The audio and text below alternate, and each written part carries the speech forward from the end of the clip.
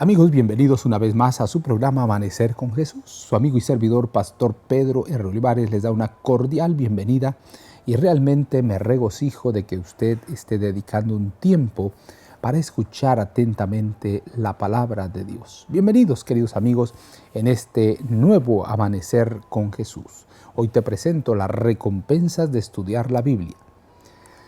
Ciertamente, si habiéndose ellos escapado de las contaminaciones del mundo por el conocimiento del Señor y Salvador Jesucristo, enredándose otra vez en ellas son vencidos, su postrer estado viene a ser peor que el primero.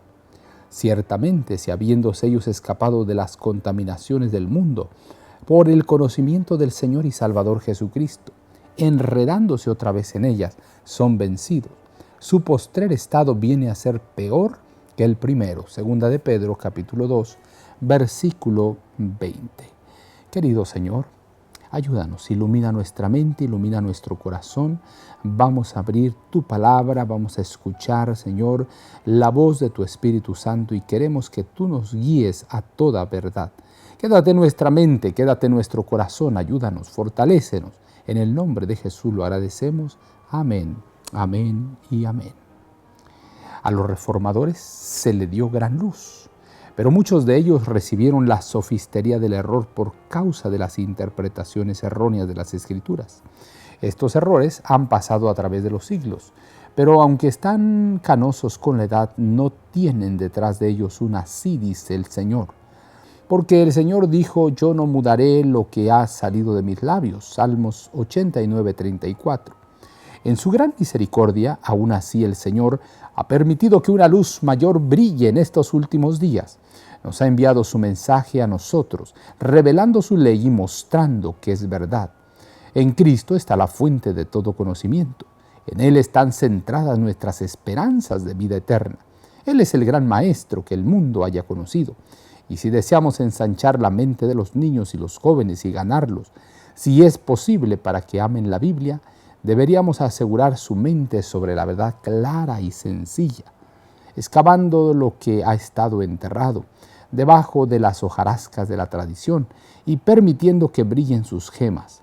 Anímelos a escudriñar estos temas y el esfuerzo empleado será una disciplina inestimable.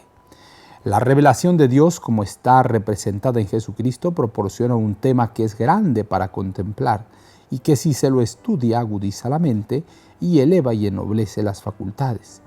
Cuando los agentes humanos aprenden esas lecciones en la escuela de Cristo, tratando de llegar a ser como Cristo fue, manso y humilde de corazón, aprenderán las más provechosas de todas las lecciones, que el intelecto es supremo solo si está santificado por medio de una relación viviente con Dios.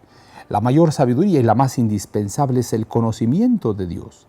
El yo se hunde en la insignificancia al contemplar a Dios y a Jesucristo, a quien envió. Debe hacerse de la Biblia el fundamento de todo estudio. Individualmente, debemos aprender de este libro de lecciones que Dios nos ha dado las condiciones de la salvación para nuestra alma, porque es el único libro que nos dice qué debemos hacer para ser salvos. Y no solo eso, sino que de ella puede recibirse fuerza para el intelecto. Fundamentals of Christian Education, página 450 y página 451. Ciertamente, si habiéndose ellos escapado de las contaminaciones del mundo por el conocimiento del Señor y Salvador Jesucristo, enredándose otra vez en ellas son vencidos, su postrer estado viene a ser peor que el primero.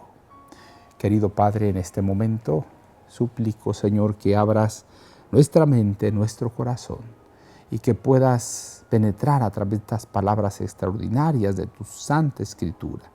Enséñanos, oh Padre eterno, a vivir en el mundo de la sabiduría, pero en ese mundo verdadero, en el mundo que está, Señor, en tus manos benditas.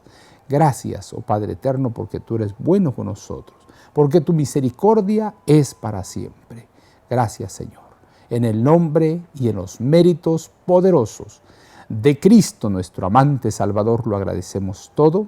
Amén, amén y amén.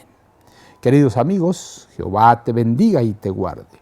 Jehová haga resplandecer su rostro sobre ti y tenga de ti misericordia. Jehová alce a ti su rostro y ponga en ti paz. No lo olviden, queridos amigos, conserven una sonrisa en sus labios, una oración en la mente y una canción en el corazón. Hasta la próxima.